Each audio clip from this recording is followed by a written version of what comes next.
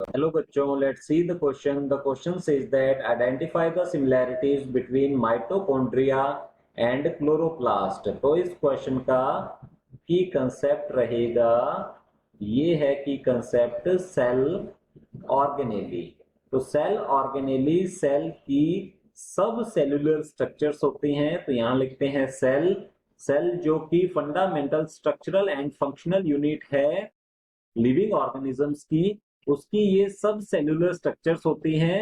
तो इसे cell organs के नाम से भी जाना जाता है, जो कि various type of function perform करते हैं। अलग अलग टाइप के सेल ऑर्गन्स प्रेजेंट होते हैं सेल्स में। तो यहाँ पर पूछा गया है identify the similarities between mitochondria and chloroplast. तो यहाँ लिखते हैं हम ये रहेंगी similarities similarities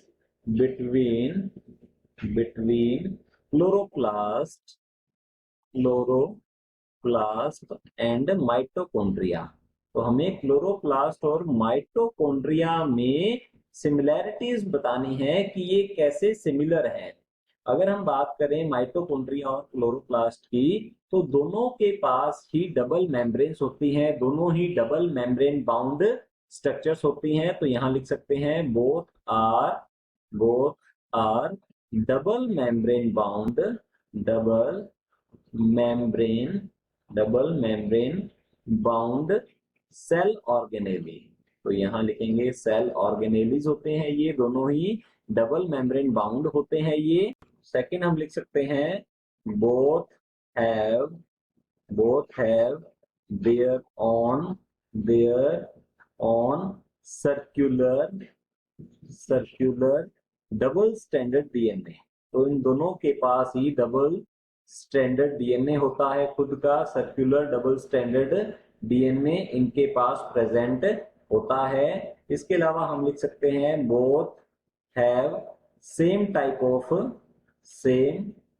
type of ribosomes. तो दोनों के पास ही सेम टाइप के राइबोसोम होते हैं, जो कि होते हैं 70S टाइप के राइबोसोम्स। तो इनके पास खुद का डीएनए प्रेजेंट होता है, इसलिए ये अपनी प्रोटीन्स खुद बना सकते हैं। तो हम यहाँ लिख सकते हैं बोथ कैन